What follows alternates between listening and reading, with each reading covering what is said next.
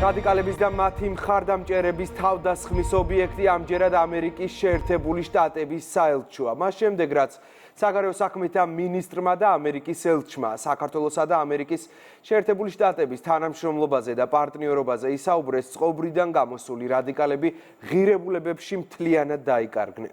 ოპოზიციასა და მათ მხარდამჭერებს ახლა დიდი ისტერია აქვთ. ანა ბერძენიშვილი განაგრძობს თემაზე საუბარს.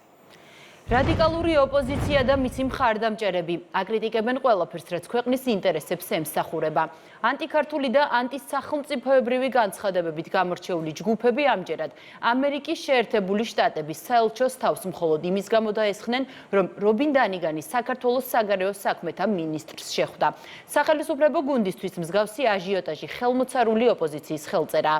ტრამპის ადმინისტრაციასა და საქართველოს ხელისუფლების პოლიტიკა კი თანხვედრაშია, სწორედ ამიტომ იმედოვნებენ, რომ ურთიერთობები გადაიტვირთება. ამერიკის ელჩისა და საგარეო საქმეთა მინისტრის შეხვედრამ ოპოზიცია და მათი მხარდამჭერები წყობიდან გამოიყვანა. სოციალურ ქსელში საელჩოს პოსტზე ისტერიული კომენტარები იწერება. კრიტიკა, ლანძღვა, შეურაცხყოფა, ფსევდოლიბერალიზმის მორიგი გამოვლინება საზოგადოებამ კიდევ ერთხელ იხილა. ამერიკა კი არა სალობი ეხართ.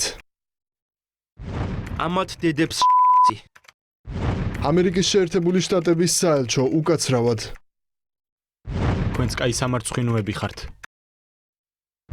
რა სამარცხვინოა? და რას ნიშნავს ეს ყველაფერი? ფუი თქვენს დემოკრატიას. საელჩო ვერ გავიგე, საელჩო არ გეკადრებათ ესეთი სულელური საუბარი. საგარეო საქმეთა სამინისტროში რობინ დანიგანი მაკაბოჭორიშვილს გუშინ შეხვდა. ამ შეხვედრაში უჩვეულო არაფერია მმართველი გუნდისთვის. ამბობენ, რომ რადიკალური ოპოზიციისა და მათი მხარდამჭერების აჟიოტაჟი მათ უუნარობასა და ხელმოწარულობაზე მეტყველებს. განსაკუთრებული იმაში არაფერი არ არის, როდესაც უცხო ქვეყნის ელჩი ხდება საგარეო საქმეთა მინისტრს, ეს არის მათი სამუშაოს ნაწილი, რა თქმა უნდა. და ამას ახლა რამხელა აჟიოტაჟი მოყვა ოპოზიციიდან, თქვენ კარგად დაინახეთ, შეუვარდნენ პირდაპირ ამერიკის საელჩოს Facebook გვერდს, როგორი ფაშისტური კომენტარები დაუწერეს იქ ოპოზიციამ, მათმა აქტივისტებმა, ყველამ ჩვენი თვალით ვიხილეთ. ტრამპის ადმინისტრაციისა და საქართველოს ხელისუფლების პოლიტიკა თანხვედრაშია. ეს ყველაფერი კი საპარლამენტო ოპოზიციას იმის თქმის საშუალებას აძლევს, რომ გადაიტვირთება ის ურთიერთობა, რომელიც ბაიდენის ადმინისტრაციის პირობებში დაზიანდა. ესეთი გამოთქმა არის გაჭირვებულს ქვა აღმართში მიეწიაოდა. აი ეს არის ზუსტად კოლექტიური ნაცმოძრაობის თვის ამერიკის ელჩის მისვლა საგარეო საქმეთა სამინისტროში. ტრამპის ადმინისტრაციას აპოლიტიკაც აქვს, ძალიან კარგად იციან ამერიკაში, რომ საქართველოს სახელმწიფოს ანალოგიურად აქვს იგივე პოლიტიკა.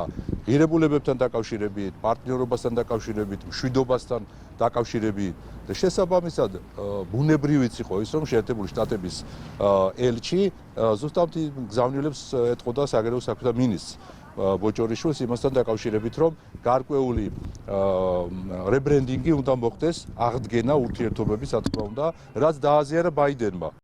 საგარეო საქმეთა მინისტრმა და ამერიკელმა დიპლომატმა ორი ქვეყნის თანამშრომლობის დღის წესრიგი განიხილეს. აღინიშნა, რომ პარტნიორობა, რომელიც საერთო ღირებულებებსა და ინტერესებს ეფუძნება, პოზიტიურ დინამიკას საჭიროებს, რის მზადყოფნაც საქართველოს ხელისუფლებამ არაერთხელ დაადასტურა.